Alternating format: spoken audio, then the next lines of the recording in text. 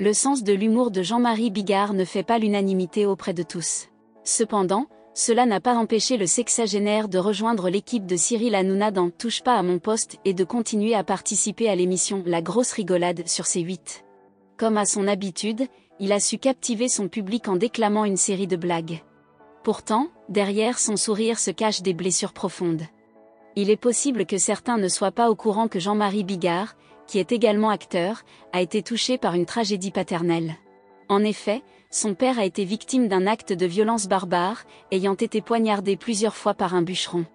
Ce qui a représenté une épreuve particulièrement traumatisante pour un jeune homme de seulement 22 ans. Plusieurs années plus tard, il a de nouveau été confronté à la douleur de la perte avec le décès de son bébé, fruit de son union passée avec Claudia, son ex-épouse. Durant le confinement, Jean-Marie Bigard s'est retrouvé au cœur de vives controverses qui ont conduit à la perte d'une partie de son public. Les propos conspirationnistes qu'il tenait commençaient à sérieusement irriter les internautes, de même que certaines personnalités du monde du spectacle. Toutefois, au fil des mois, l'humoriste a adopté une attitude plus pondérée, bien avant de trouver sa place dans l'émission de télévision TPMP. Malgré les épreuves que la vie lui a infligées, il semble se rétablir progressivement. En l'an 1991, Jean-Marie Bigard a trouvé l'âme sœur en la personne de Claudia, une danseuse de la troupe du célèbre cabaret parisien, le Paradis Latin. L'humoriste nourrissait avec la belle brésilienne l'espoir de fonder une famille. Ainsi, le couple a eu recours à la fécondation in vitro à plusieurs reprises, espérant que leurs efforts aboutiraient enfin. Après de nombreuses tentatives, leurs prières ont finalement été exaucées, puisque les amoureux attendaient des jumeaux. Toutefois, le destin en a décidé autrement, car malheureusement l'un des deux enfants n'a pas survécu. Dans une interview accordée à Gala en 2009, quelques semaines après la naissance de son fils, Claudia s'est ouverte sur la terrible épreuve qu'elle a vécue avec son mari de l'époque.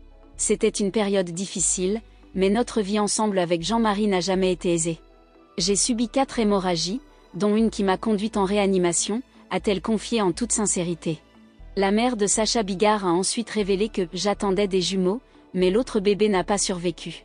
Lors de la 2e grossesse, nous avons vraiment craint que le bébé ne tienne pas, c'est pourquoi j'ai ressenti une grande angoisse, car ma vie et celle de ce petit être étaient en danger. » Éprouvés par les difficultés qu'ils ont rencontrées, Claudia et Jean-Marie Bigard ont mis fin à leur mariage la même année.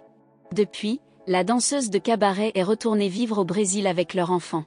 C'est pourquoi Jean-Marie Bigard ne voit que rarement son fils aîné.